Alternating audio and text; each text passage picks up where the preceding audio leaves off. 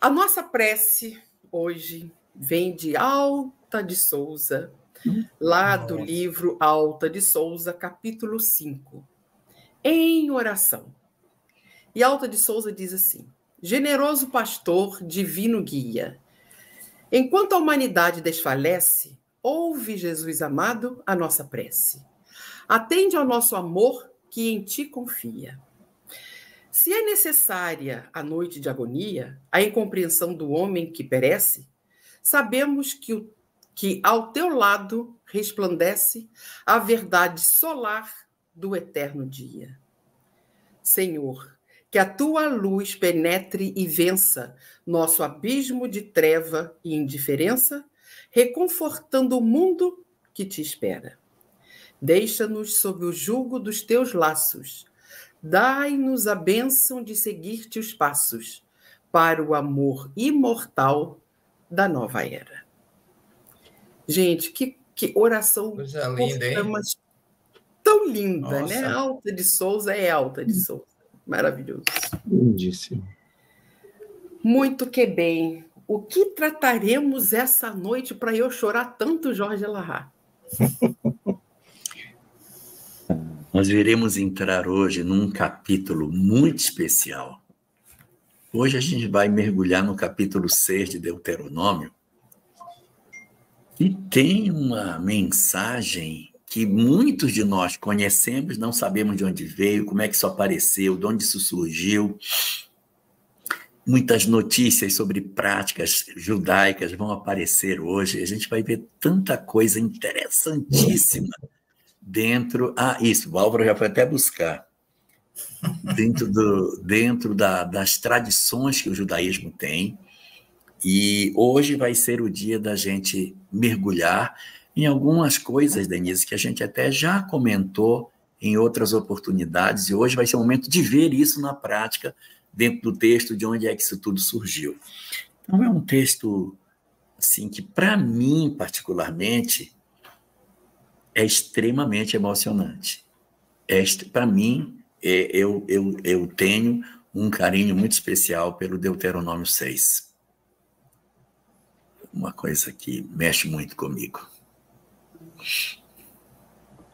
Vamos ver o que o Álvaro tem para nos colocar, né? Porque eu também gosto muito. Ele foi buscar alguma coisa. Eu tenho uma simpatia também muito grande por esse capítulo 6, porque ele é revolucionário, sobretudo dentro desse tema que nós estamos vivendo desde o início, de Moisés a Kardec. Pegou? Não achei. Está na minha mãe. Está na minha mãe. Ou está aqui no armário. Não achei. Tudo bem, Denise, a gente mostra. Eu vou ver se eu pego e a gente mostra. Vamos começar do 6 ou a gente vai ter alguma ponta do 5? Já começamos. Terminamos o último mandamento? Terminamos o quinto. Hoje nós estamos no capítulo 6 do Deuteronômio. Mas tem só um detalhezinho do 5 que eu queria falar. Sabe uma coisa que eu comentei, Elahá, na live?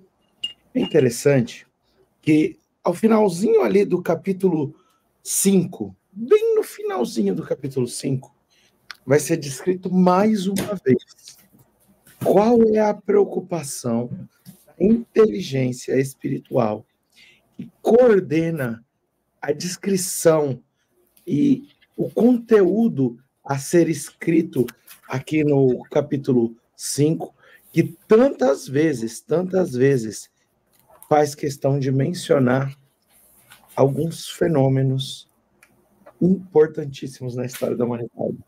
E esses são fenômenos de efeito físico.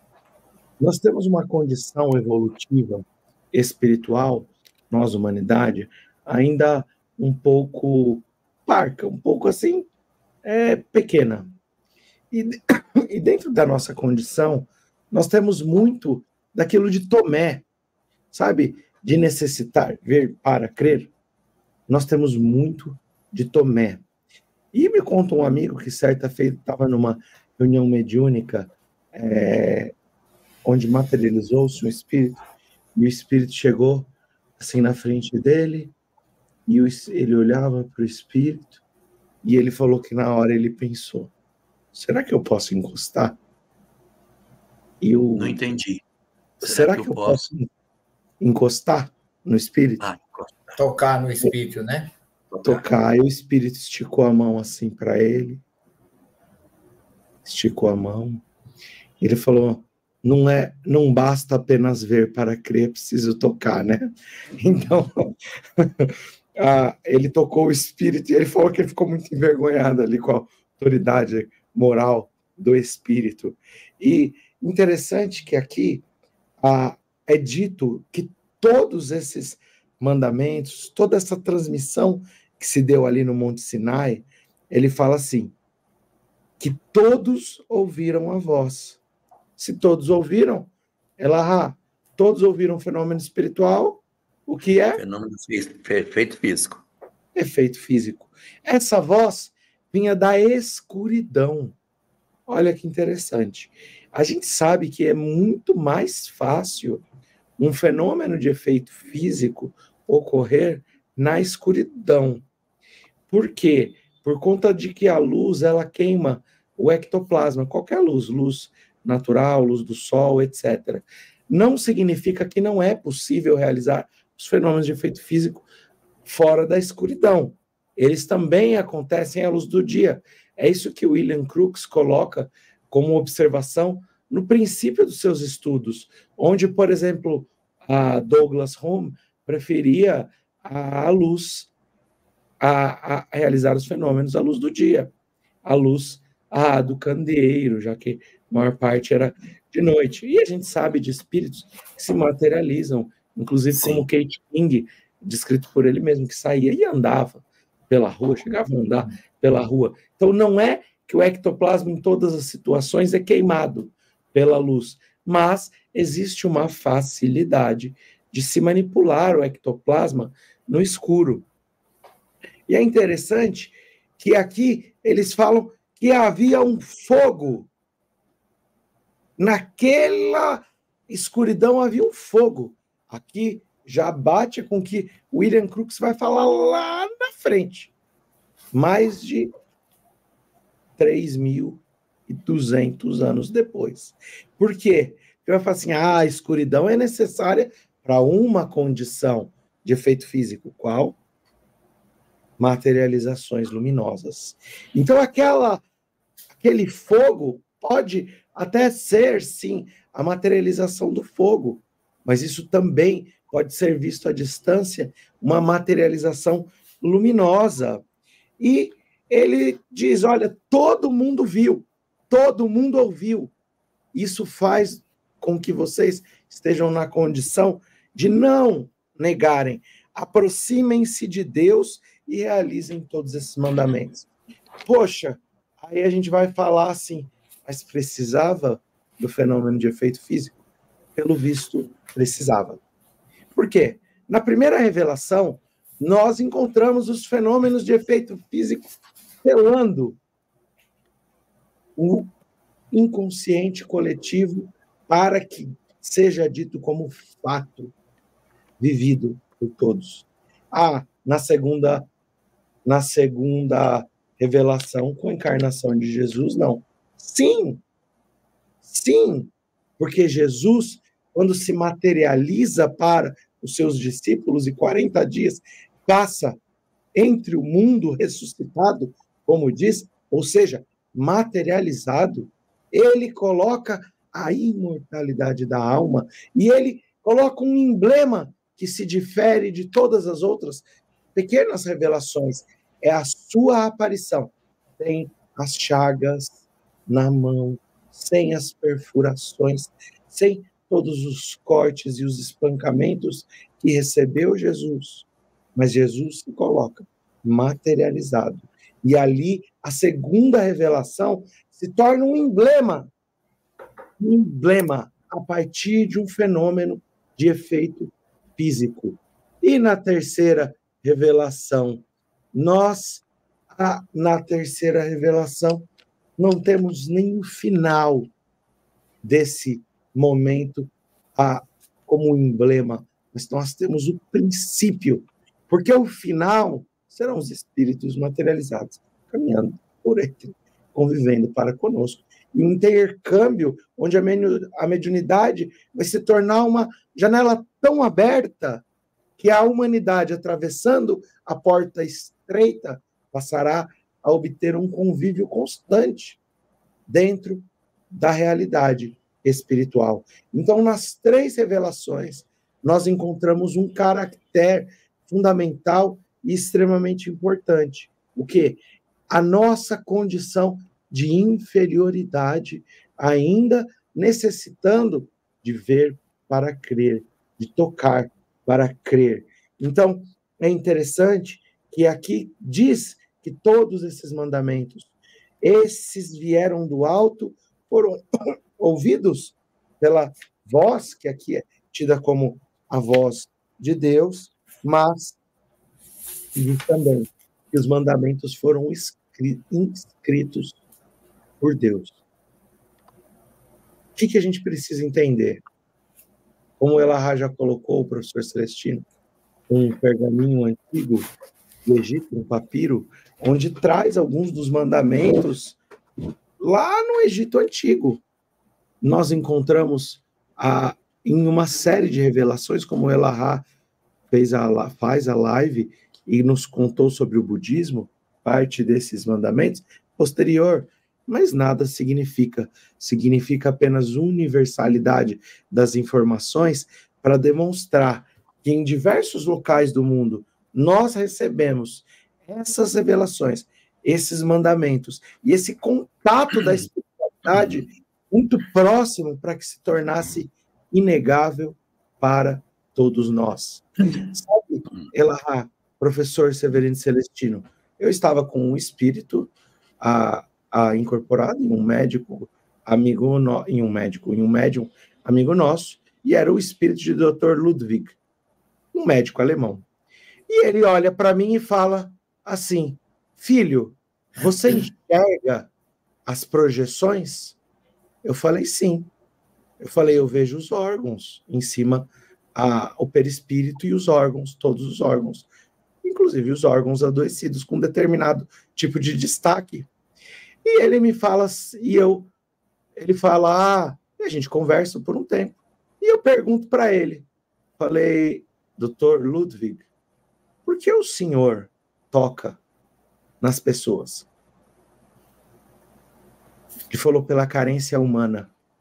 Eu falei, porque o senhor poderia realizar todo o trabalho que o senhor vem realizando através da projeção perispiritual. Ele falou, muito mais, meu filho.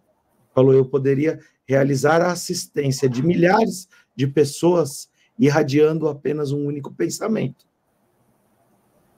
Então, olha como é interessante isso. Por que os fenômenos se deram em efeito físico? Para que se tornassem um emblema na história do judaísmo. Inequivocamente, todos os judeus vão falar, nós ouvimos, nós vimos, nós tivemos contato com a presença de Deus aqui manifestada, obviamente, por espíritos que estavam ali manipulando o ectoplasma, não apenas do médium Moisés, mas de todos esses médiuns. E na segunda revelação, com Jesus se dá a mesma coisa. E no Espiritismo, exatamente da mesma forma. Então, Elahá, eu queria destacar isso após os 10 mandamentos, e se vocês quiserem fazer algum tipo de comentário, por favor. Álvaro, Eu queria. Eu também. Primeiro você, Elahá, depois eu comento. Não, pode comentar, professor, que o que eu tenho para falar é outra coisa, também do capítulo 5, mas é outro assunto.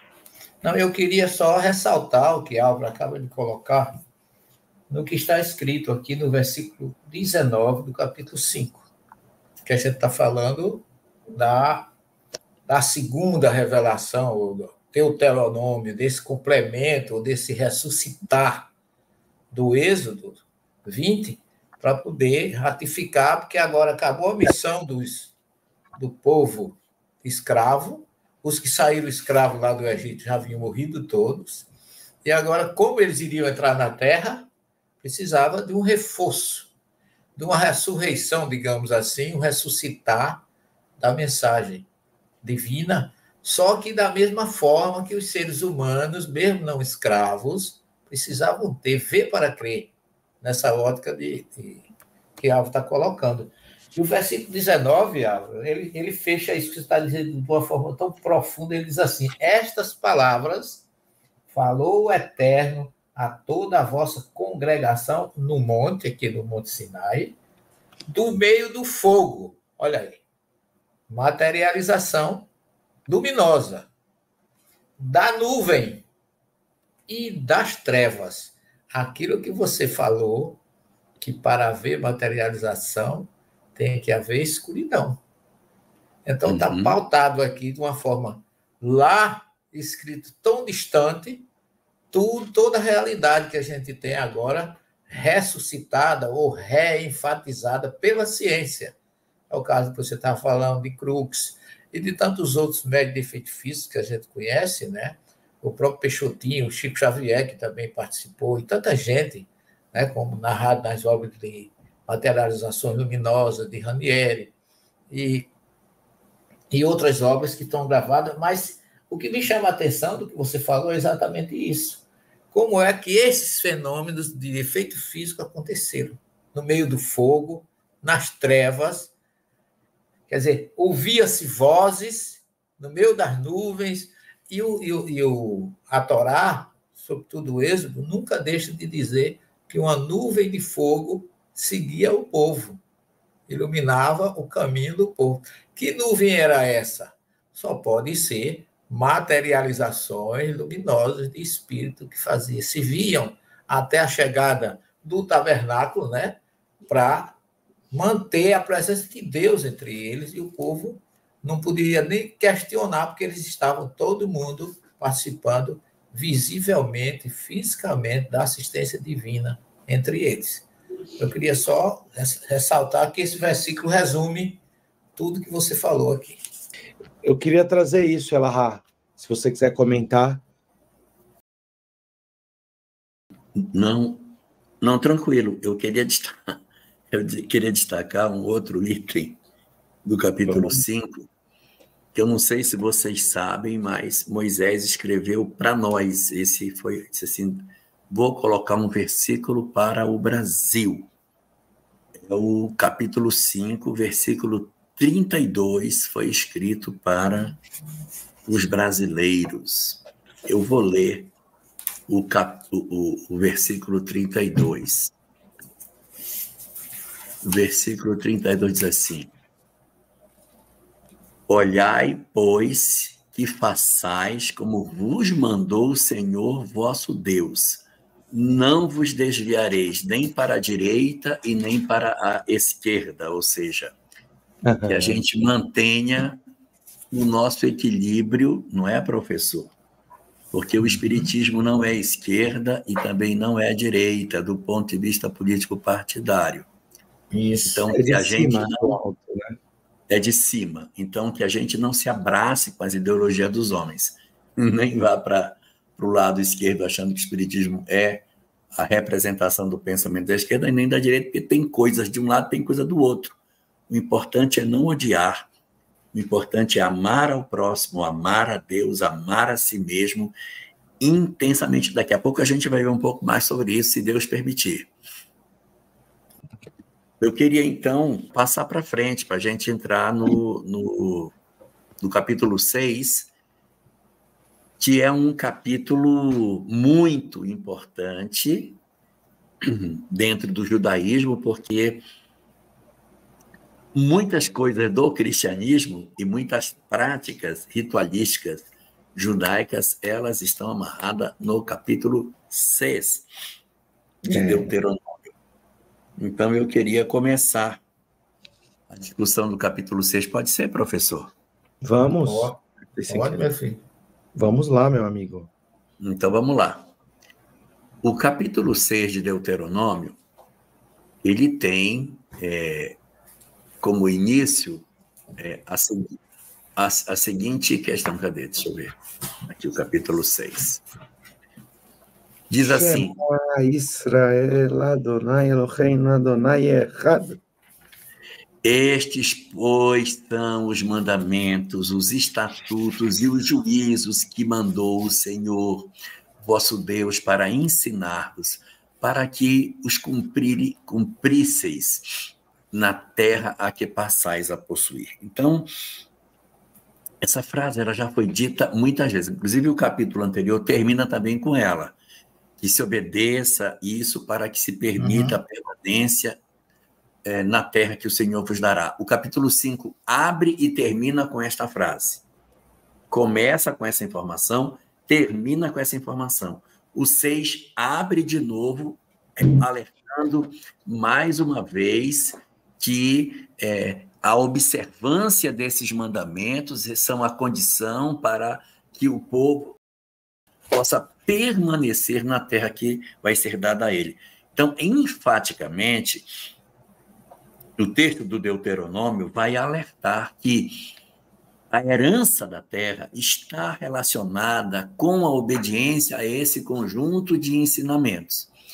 E no versículo 2, vai novamente repetir: para que temas ao Senhor teu Deus e guardes todo o seu estatuto, mandamentos que eu te ordeno, tu e teu filho e o filho do teu filho, todos os dias da tua vida, e que teus dias sejam prolongados. Ou seja, existe aqui uma promessa de longevidade na medida em que a gente vê essa condição, ou seja, tu, teus filhos, os filhos dos teus filhos, a preocupação na manutenção de que nós sejamos indivíduos, que tenhamos uma descendência, que essa geração se perpetue, e também que os teus dias sejam prolongados. Isso é uma condição muito importante,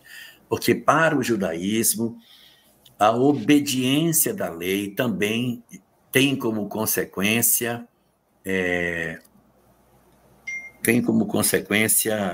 a longevidade da criatura humana. Então, se tu cumprires Yeva Dekekah Hashem Mitzion Urebetu Yerushalayim, né? Então, se você cumprir os mandamentos do Senhor, a paz virá sobre Jerusalém, a paz virá sobre Israel, e tu verás os filhos dos teus filhos. A longevidade é uma promessa decorrente da obediência. E ela aparece mais uma vez aqui. Então, a herança e a longevidade, elas estão estreitamente vinculadas com a obediência e o cumprimento dos ordenamentos que estão contidos nessa lei. A gente está no terceiro aqui, porque o quarto é fundamental, mas eu estou no terceiro, que vai dizer assim: ouve, ó Israel, e atenta em os guardares. Guardares o quê? Os mandamentos, né? Para que bem te suceda e muito te multipliques, ou seja, descendência, como te disse o Senhor Deus de teus pais, na terra que mana leite e mel. Então, muito, muito, muito legal isso, porque é um preparativo para o próximo mandamento. O próximo versículo, que é muito conhecido. Não é isso, professor Severino? O próximo, Deuteronômio 6,4, meu Deus, é conhecidíssimo demais. É padrão, né? Como diz o Alves, Shema Israel, Adonai Eloheinu, Adonai Echad. Aí é muito pro meu coraçãozinho. Esse é fantástico. Ouve Israel, o Senhor nosso Deus, ele é único. Essa aí eu acho que é a pedra fundamental do monoteísmo, é essa frase, que o judeu, todos os dias ele recita esse versículo. 3 vezes Muitas por vezes. dia. Sim, eu falo basicamente 3, né? Que são as 3 orações diárias. Mas eu estava essa semana, eu li esse versículo e comecei a refletir do que nós estamos fazendo aqui nesse trabalho, que eu considero assim um marco, não que nós sejamos importantes, somos instrumentos que estamos trazendo, ocidentalizando um marco. Porque você não pode passar de Moisés a Kardec, automaticamente, sem refletir ou sem imaginar quem está no centro de tudo isso, que é Jesus. Aí eu começo a pensar coisas assim, que eu não sei se muita gente pensa, mas às vezes eu começo a refletir e fico imaginando como Jesus foi magnífico nessa questão toda. E eu começo a estudar o cristianismo e eu pergunto, por que surgiu no meio de tudo isso uma trindade? Será que esse versículo é difícil de alguém entender? Aí eu vou mais além. Nós sabemos que o cristianismo do primeiro, segundo e terceiro século foi um cristianismo puro, porque os sucessores diretos de Jesus eram todos judeus. E que o propósito da vida de Jesus foi divulgar a Torá, em sua essência. Porque nada do que ele fez está fora da Torá. Além da declaração, eu não vim destruir a Torá nem os profetas. Eu vim para que todos tenham vidas. Eu vim para... Aí vem mais forte. Eu vim para as ovelhas perdidas da casa de Israel. Gente, eu fico, sinceramente, não sei se é heresia da minha parte, mas eu começo a refletir o seguinte, as pessoas que formaram, depois do século IV, eu estou tirando aqui toda a pureza do sucessor de Jesus, de um Paulo de Tarso e de todo aquele grupo que antecedeu um cristianismo romano, que é o que é vigente hoje no planeta. Uhum. Mas é um cristianismo, gente, que, enquanto os discípulos e os evangelistas defenderam a Torá via Jesus, porque Jesus não escreveu nada, mas eles, como semitas, eles escreveram. O ensinamento de Jesus não fugiu da Torá em nenhum momento. Aí eu pergunto, quem foi esse grupo que é chamado de pai da igreja, teólogos, que formaram a chamada teologia do Logos, a partir do século IV? E eu já fiquei procurando a biografia de todos eles. Não tem um judeu. Como é que pessoas que não conhecem o judaísmo, não são seus representantes, se arvoraram no direito de formar um conceito doutrinário teológico, conciliando monoteísmo com trindade, partindo de Irineu, partindo de o próprio Agostinho, que foi considerado assim o principal, mas esse povo, com todo respeito, não tem identidade judaica. Se arvoraram no direito de transferir para nós ocidentais aquilo que Jesus tanto defendeu, que era o princípio da Torá, que é o que nós estamos fazendo aqui, e que a doutrina espírita não foge disso. Ela não foge. Kardec nunca fugiu e nos alertou muito na Gênesis, em muitas coisas que ele trouxe, ele fala disso, ele respeitou a Torá quando no primeiro capítulo do Evangelho segundo o Espiritismo, eu não vim destruir a lei. Kardec foi sensível disso também. O Espírito da Verdade nos aconselhou a ler o Eclesiastes e os Salmos, que são obras da primeira revelação. Tudo aponta, e eu vou mais além. Que seria do mundo sem a primeira revelação? Sim, verdade. Não, eu queria fazer um comentário aqui, eu vou me estender um pouco nesse comentário. Claro. Pedir desculpa para vocês, mas eu vou falar um pouquinho aqui, talvez eu demore aí uns 5 minutos nessa fala. É o seguinte, na sequência desse texto, já no versículo 4, na sequência, o texto de Moisés diz assim, depois daquele, ouve Israel, atenta para guardar e tal, ele vai falar, ouve Israel, o Senhor, o vosso Deus é único. Ouve ouve, Israel, o Senhor, o vosso Deus, o Deus que tu tens, ele é único. Isso é o pilar fundamental da mensagem do judaísmo. Então, nesse momento, é uma reafirmação. Israel, presta atenção, você não é politeísta. O Senhor, o vosso Deus, é um só.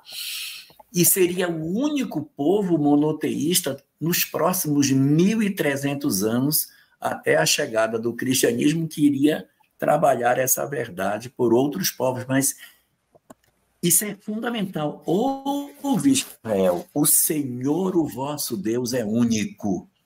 E, em seguida, o texto vai trazer uma novidade extraordinária.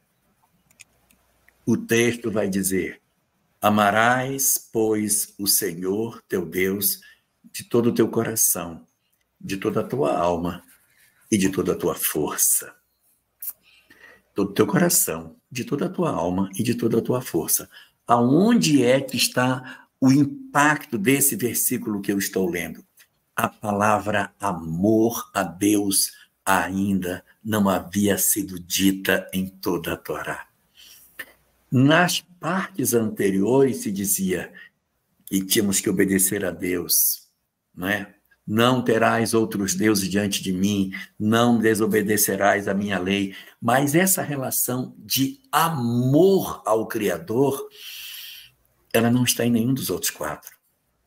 É a primeira vez que vai surgir dentro do texto esse pensamento de que Deus tem que ser amado. A palavra amor, dentro da Torá, ela é usada poucas vezes. A primeira vez que a palavra amor ela é utilizada é no sentido da relação entre Isaac e sua esposa Rebeca. Que diz: Isaac amou Rebeca. Amou Rebeca. Rivka. Depois aparece na relação do filho dele com as 2 esposas, que diz assim: e Jacó amava mais a Raquel do que a Lia. Então, o amor aparece de novo, mas com um sentido diferente. É o amor homem-mulher, tanto no pai Isaac com Rebeca, como Jacó com Raquel. É uma relação de amor no sentido mais físico. No livro de Levítico, que já seria o 3º livro, não mais o primeiro, aparece o amor de novo. Amarás o teu próximo como a ti mesmo. Numa proposta de amor... 19, 18, né? 19, 18, que é o amor entre pessoas mais sublimado. Agora, o amor ao Criador, só em Deuteronômio, nós estamos diante de um edifício do ponto de vista... um edifício doutrinário, porque é o momento em que nós vamos ver o judaísmo, depois de toda a saga da Torá, descobrir uma relação de amor com o Criador que não existia antes. O texto anterior falava da obediência, tem que obedecer ao Senhor, cumprir os mandamentos, fazer o que Ele manda, ser obediente à lei. E aí o Senhor vai te dar colheita, vai dar chuva, o Senhor vai te dar todo um conjunto de primícias, as coisas que vão ser oferecidas se tu me obedeceres, né? Mas agora não é uma entrega de nada, não há aqui nada, apenas o sentido do amor, a descoberta da reverência, do louvar, do conectar-se ao divino e ao sagrado. E isso, para mim, é muito importante. Aí eu vou ter que só fechar este raciocínio pegando o versículo seguinte, né? O versículo seguinte, não. Amarás, pois, o Senhor teu Deus de todo o teu coração, de toda a tua alma, toda a tua força. Nós sabemos que isso aparece num lugar no Novo Testamento. Quando o doutor da lei pergunta para Jesus: o que devo fazer para herdar a vida eterna? Jesus diz para ele: o que está escrito na lei? Como é que tu lês? E o doutor da lei diz: amarás o Senhor teu Deus de todo o teu coração, de toda a tua alma, de toda a tua força, todo o teu entendimento, e ao teu próximo como a ti mesmo. Assim está em Lucas. Quando Lucas conta essa história, em Lucas 10, ele vai contar dessa forma: Mas aqui eu quero falar como foi que Jesus tratou essa questão no Evangelho de Marcos. E eu não quero que ninguém se choque com o que eu vou dizer.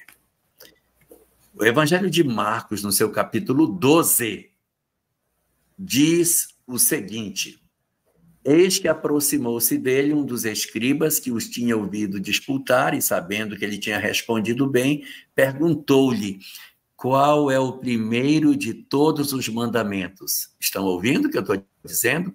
Uhum. Qual é o primeiro de todos os mandamentos? A gente sabe em Lucas que é: amarás o Senhor teu Deus de todo o teu coração, de toda a tua força e teu entendimento. Muito bem. Aqui, em Marcos, a resposta foi: o primeiro aqui não é como lá, porque lá ele colocou na boca do doutor da lei o que ele queria. Aqui é Jesus dizendo. Então respondeu-lhe: o primeiro de todos os mandamentos é: ouve Israel, o Senhor, o vosso Deus, é único. Ele vai buscar a Torá para dizer, Denise Balô, qual é o mandamento mais importante.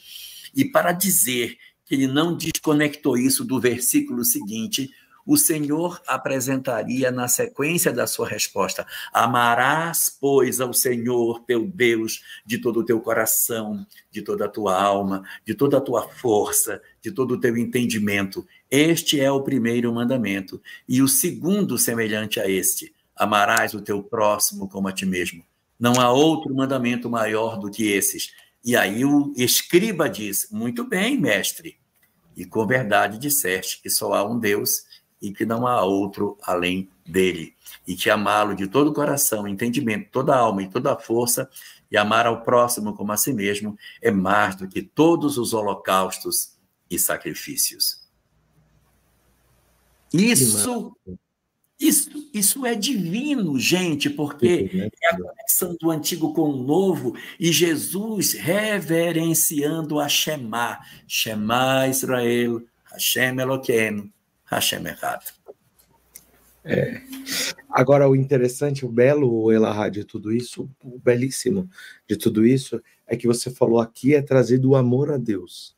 Mas o amor a Deus, ele é trazido como algo que se configura na história evolutiva espiritual da humanidade.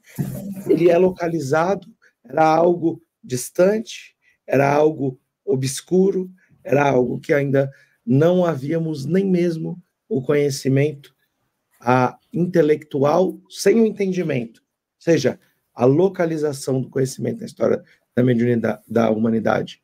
Depois Jesus vem e encarna. Vocês não entenderam o que é amor a Deus? Seus olhos vão ver, vocês vão tocar, vocês vão sentar numa mesa com quem ama, vocês vão ouvir alguém que ama a Deus e ao próximo falar. Essa é a história da encarnação de Jesus. Não precisa de muito tempo. 3 anos de vida pública. 3 anos de vida pública para que a gente possa entender se aqui a gente teve o primeiro holofote. Existe amor a Deus. Localizei. Com Jesus a gente vai entender como se ama a Deus. E para que vem a doutrina espírita? Como a oportunidade da gente praticar, finalmente, os primeiros passos para espíritos rebeldes como nós. Os primeiros passos desse amor em nossa vida. O que o professor falou, o que o Elahá falou, o que o professor Severino Celestino falou, o que o Elahá falou, tudo isso caminha muito próximo, porque, sabe por que o judaísmo não fala, não vou nem dizer o judaísmo, os judeus não falam de Jesus? Porque, como disse o professor, o cristianismo se tornou idólatra, ou passou a adorar 2 ou 3 deuses. Isso é inconcebível pelo Shema. Logo à frente, alguns versículos depois, vai estar escrito, e você vai repetir esse versículo pela manhã e pela noite. Você vai colocar as mãos no sentido de quem confia, de quem aqui não precisa enxergar. precisou para reconhecer, mas agora a gente não precisa. A gente simplesmente se entrega para que a gente possa asseverar que Deus é único, Criador dos céus e da terra, e que nós vimos, ouvimos, e que nós carregaremos isso para daí em diante. Então, Álvaro, qual foi a sua maior dificuldade? O espiritismo? A filosofia espírita? Não. A reencarnação? Não. A mediunidade? Não. Jesus. Foi a minha maior dificuldade. Por quê? Porque eu ouvi um cristianismo ser repetido sobre a face da terra por mais de 1.500 anos, onde trazia a ideia quase que politeísta, como disse o professor da Santíssima Trindade, e isso é inconcebível e inaceitável. E se existe isso, eu prefiro descartar tudo que diga a respeito a essa condição. Álvaro, o que você entendeu no Espiritismo? Que Jesus nunca foi Deus. Que ele é criatura, igual nós. E que ele é um Espírito que vem para demonstrar essas questões que são fundamentais. Aqui eu digo, o amor a Deus como essa manifestação. Então, todo judeu, observante à lei, coloca na porta da sua casa o capítulo 6, parte do capítulo 6, onde traz lá para nós a explicação de Jesus ao doutor da lei sobre aqui, ame a Deus de todo o teu coração, de toda a tua alma, de todas as tuas forças, de todo o seu poder. Alguns traduzem. Eu já comentei isso, mas amar a Deus de todo o teu coração significa que o teu coração tem exclusividade para com os assuntos divinos. Como? Eliminando todas as imperfeições do seu coração. Quando nós teremos todas as imperfeições eliminadas do nosso coração? Quando o reino dos céus assim estiver edificado nos nossos corações. Quando isso vai acontecer? Quando nós não apenas ouvirmos a mensagem do Cristo, não apenas quando nós entendermos a mensagem do Cristo, mas quando nós vivermos a mensagem do Cristo em sua essência. Amai de toda a tua alma. Por que não está escrito ruach em hebraico? Está escrito nefesh, porque alma aqui é espírito encarnado. Isso. Por que espírito encarnado? Porque os mártires esquecidos, como diz o espírito Mordecai, os mártires esquecidos da primeira revelação, os mártires da segunda revelação, todos esses amaram mesmo que custasse. A alma encarnada, ou seja, a minha vida como um todo é anulada pelo propósito de servir. Eu anulo o meu orgulho, eu anulo o meu personalismo, eu anulo a minha vaidade, eu anulo o meu egoísmo, e se for necessário, eu me entrego para que o próprio sangue dos mártires pudessem se multiplicar no chão do circo romano como sementes, a proliferar essa doutrina pela eternidade no seio da humanidade. E de todo o teu poder, eu gosto de dizer meu ideia, vem de meod, de muito. Mas outro dia eu li que também vem de midá, que também vem de midá, medida, dimensão. Ou seja, ame de todas as tuas dimensões, de todas as suas possibilidades, de todos os seus patrimônios, de todas as formas que te couber. Ame a Deus pelo um olhar. Porque está lá no livro dos médiuns.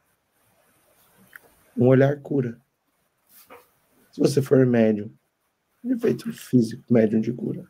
Um olhar consola. Um olhar demonstra compreensão. Um olhar, apenas um olhar. E vamos aqui dizer, nem precisa ser tão completo, porque Chico ficou cego de um olho tão novinho, e do outro enxergava tão pouco, mas seus olhos trouxeram tanta luz para o mundo. E o seu ouvido ouviu o choro das mães. E a sua boca cantou as vozes dos espíritos, e suas mãos entregaram a consolação em cartas psicografadas. E suas mãos também não desamparou os pobres em necessidade financeira. Então, amar de todos os seus muitos é utilizar tudo que a gente tem, a tela do computador, o tempo que a gente possui. Hoje, tudo que nós temos em direção a Deus. E essas são as palavras que eu ordeno que leves ao teu coração. Por quê? No coração é onde vibra as paixões. E o dia em que o meu coração vibrar a vontade de servir a Deus, eu estarei disposto a realizar todas essas questões. Ame, recite pela manhã e pela noite, quando abrir os olhos, acordar, e quando se deitar. Quando abrir os olhos, quantas vezes a gente pisca por dia? Não é que o mandamento ordena que todas as vezes que a gente pisca, mas seria como se nós nunca pudéssemos fechar os nossos olhos a nenhum mandamento, porque a nossa primeira preocupação seria se lembrar da unicidade de Deus. Mas seria também como se nós nunca pudéssemos nos perder na escuridão de não saber como agir, de não estar vivendo a esperança, de não estar sob a condição e a tutela de Deus. Então esse mandamento está dizendo para nós, nunca se afaste da lei. Nunca se afaste da esperança. Quando abrir os seus olhos, quando tiver luz, que seja pela razão divina, e quando tiver escuridão, que seja para que você possa trazer a luz através de uma prece aqui. Eu queria fazer um comentário, que é o seguinte: na Idade Média, nós tivemos uma obra da Cabala chamada Sha'ar HaGilgulin, o Portal das Reencarnações. É uma obra muito interessante. Para quem é espírita, talvez ela não seja a melhor coisa do mundo. Mas para quem não é espírita, é uma obra muito interessante, porque ela pega os personagens do Antigo Testamento e ela vai mostrando a reencarnação neles. Fulano é a reencarnação desse. Por quê? Porque ele falhou disso, então ele reencarnou para arrumar.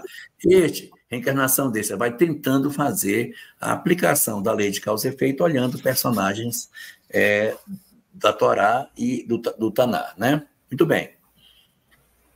E lá ele vai dizer uma coisa muito curiosa, a gente até comentou isso em outras lives, mas eu vou me repetir.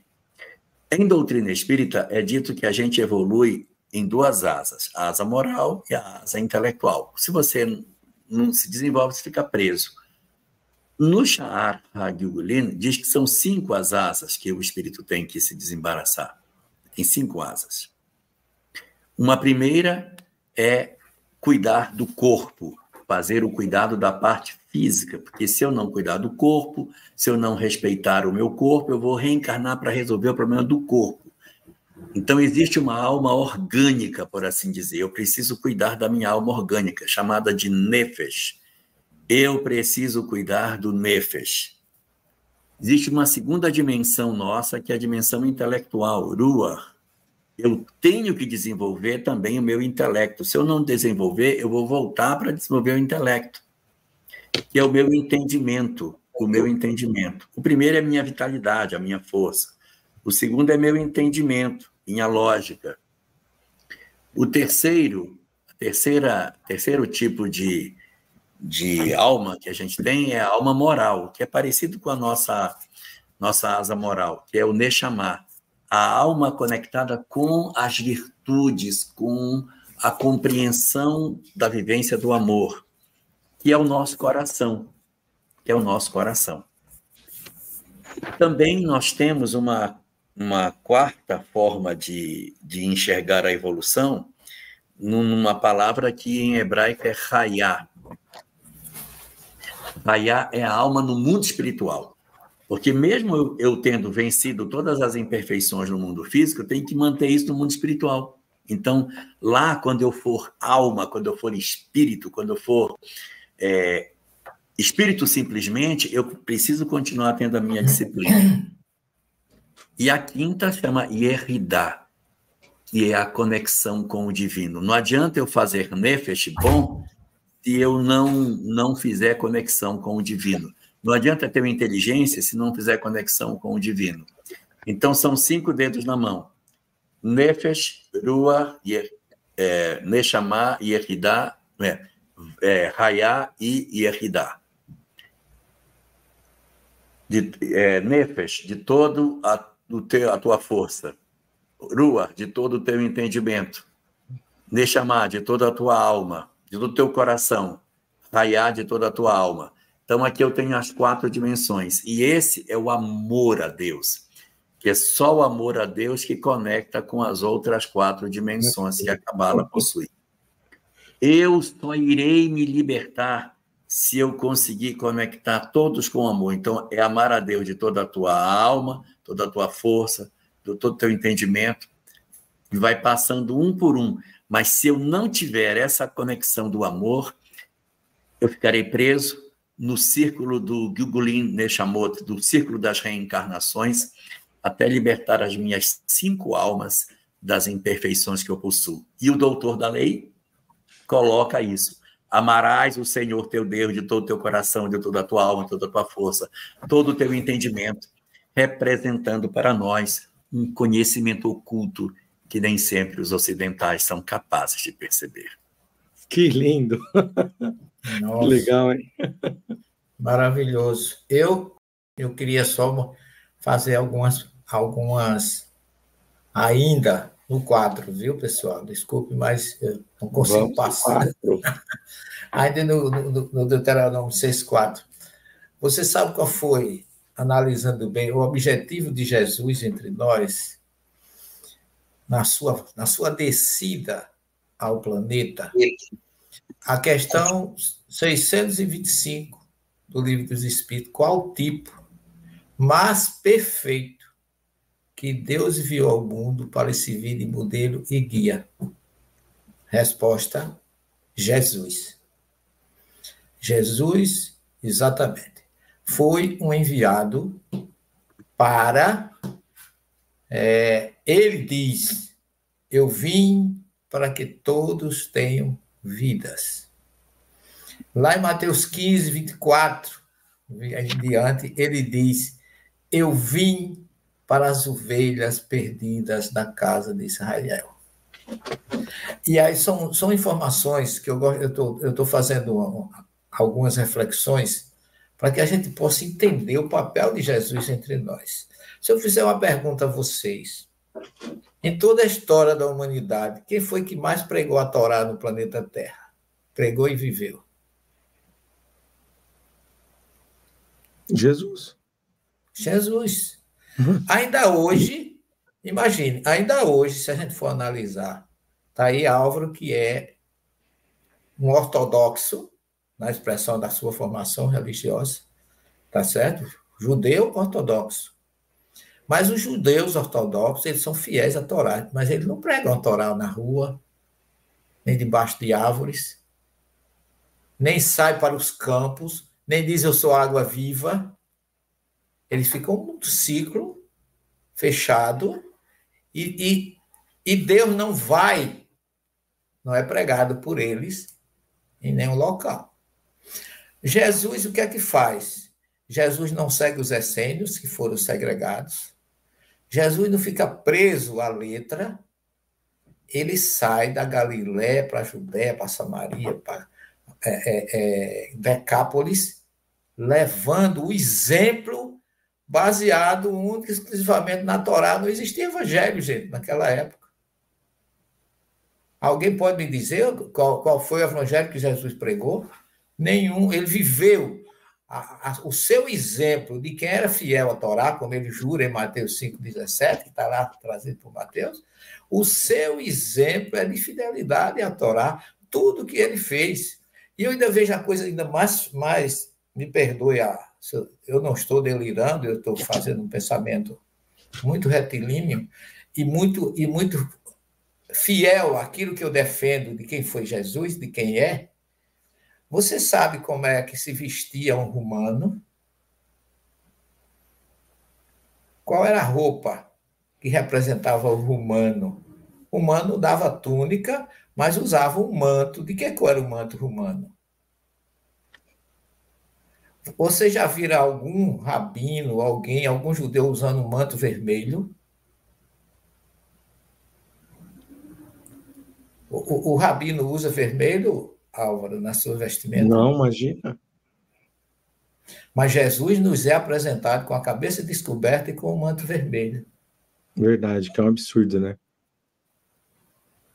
Para um judeu. Tipicamente a roupa romana. Quer dizer, o Jesus que o Ocidente trouxe para nós foi um Jesus romano. Por isso que Celestino, na sua pequenez, bate nessa tecla. Eu não sou repetitivo, eu quero chamar a atenção das pessoas o que fizeram com a imagem de Jesus.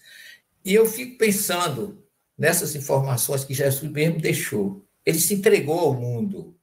Ele disse para a samaritana: eu sou a água viva, a água da fonte que veio ao nosso encontro. Ele veio divulgar para os seus conterrâneos. Ele nunca condenou o fariseu, como muita gente diz, e alertou os fariseus. Como a gente alerta os espíritas, que saem se dividindo, saem dizendo que é espírita, ele não cumpre o seu papel.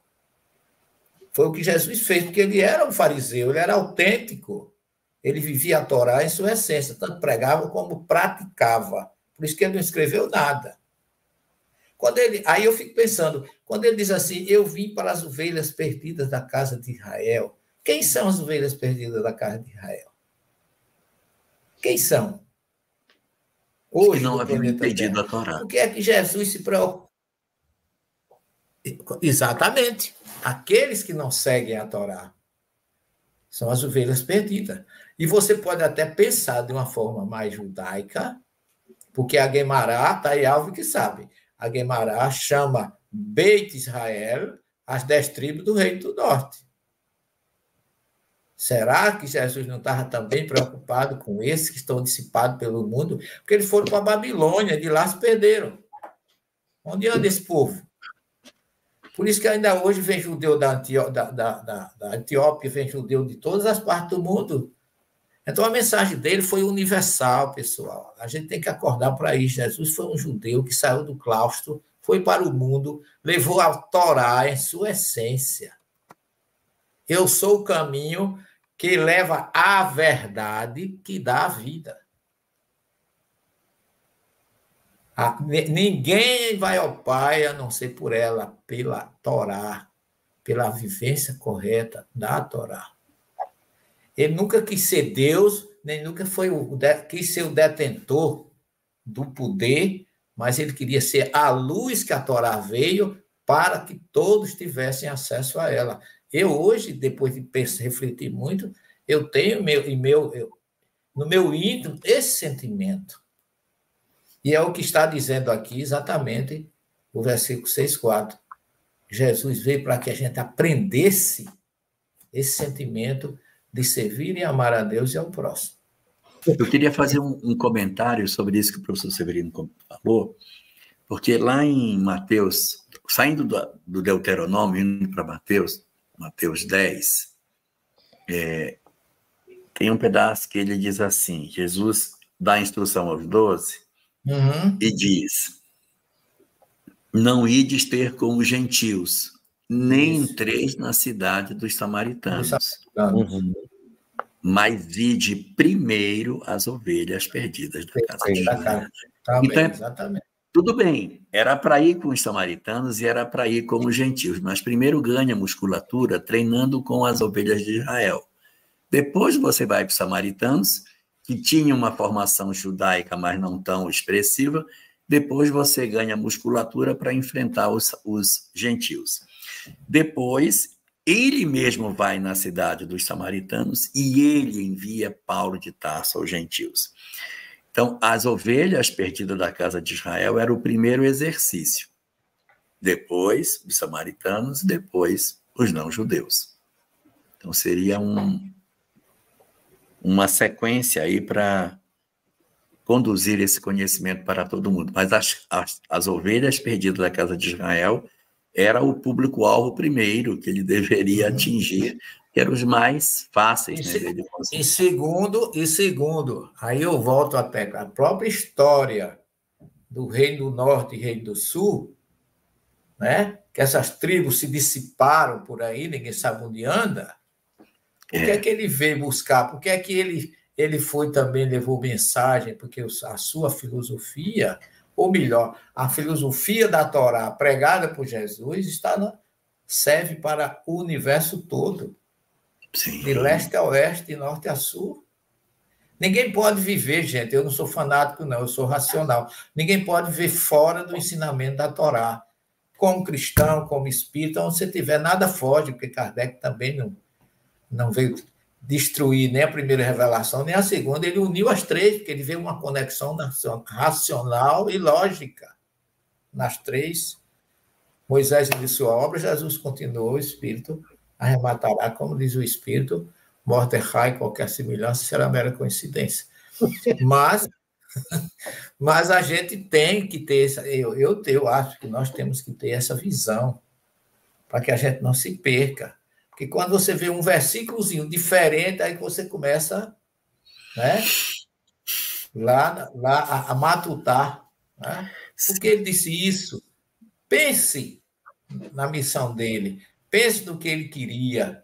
Se não tivesse havido esse desvirtuamento, essa má compreensão, ele não teria vindo. Então, ele tanto veio para jurar fidelidade à Torá e divulgar a sua mensagem no planeta de uma forma universal, quebrando barreira, porque na época dele todos os grupos religiosos eram segregados. E não se aceitavam, né? Cada Exato. um tinha a verdade. Cada um achando que estava seguindo a Torá, mas ele veio mostrar como seguir, seja ou não seja judeu, porque todos são filhos de Deus. Tem algo interessante aqui. A Hassidut, ou seja, é a Kabbalah, porém explicada de maneira um pouco mais acessível. Também é difícil estudar para quem não conhece judaísmo, obviamente, né? Mas assim, é uma maneira mais acessível. Então a Hassidut nos fala que aqui o Shema Israel Adonai Echad tem algumas coisas. Dentro dele, no estar pela manhã e pela noite, existe uma conexão com Yetzer Tov e Yetzer Hara. Com o Yetzer Tov é a nossa vontade de fazer o bem, é o nosso espírito gravitando em direção a Deus, indo em direção a Deus. A Yetzer Hara é a escolha do mal, né? O nosso livre-arbítrio, o nosso espírito querendo se conectar com alimentar as paixões excessivamente, e etc. Então, por que está isso? Yetzer Tov, abrir os olhos, pela manhã você vai recitar o Shema. Então, para que exista a luz, você realiza uma prece, e para que a sua gravidade espiritual se impulsione mais em direção a Deus.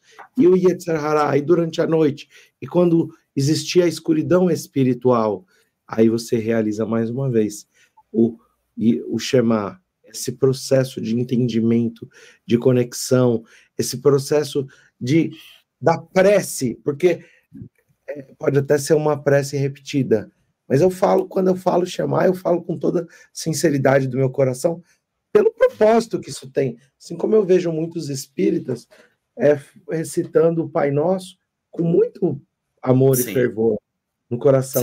Para mim, o Pai Nosso não tem o mesmo sentido, mas o Shema, para mim, tem esse sentido verdadeiramente forte.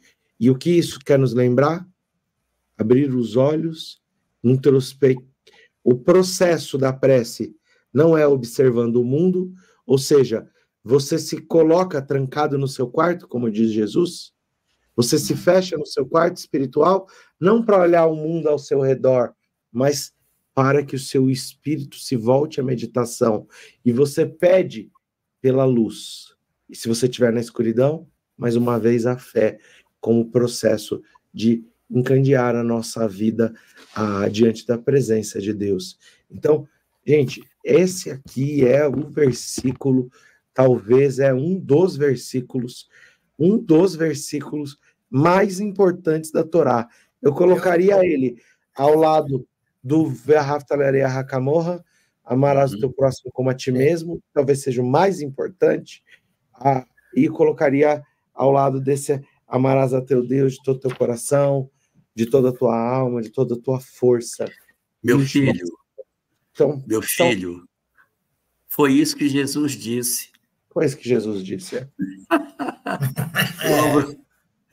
Foi procurar. O primeiro mandamento é esse, e o segundo que é igual ao primeiro. O resto, toda a lei e os profetas. Foi isso que ele fez, resumiu nesses dois. Verdade. É como disse o contemporâneo dele, né? Hilel, por exemplo, né? Ele rodou, e concluiu que Jesus estava certo. E que o papel dele é, como eu falei, pregar a forma correta de se ensinar e viver a Torá. E o Elahá, então, vai fazer a nossa prece de encerramento. Né, Elahá? Sim. Quero agradecer a Deus, nosso Senhor, aos espíritos benfeitores que estiveram conosco nesse nosso estudo, pela proteção e guarda, e por todo o trabalho realizado pela espiritualidade em favor da divulgação dessas mensagens que aqui estão para transformar as nossas vidas.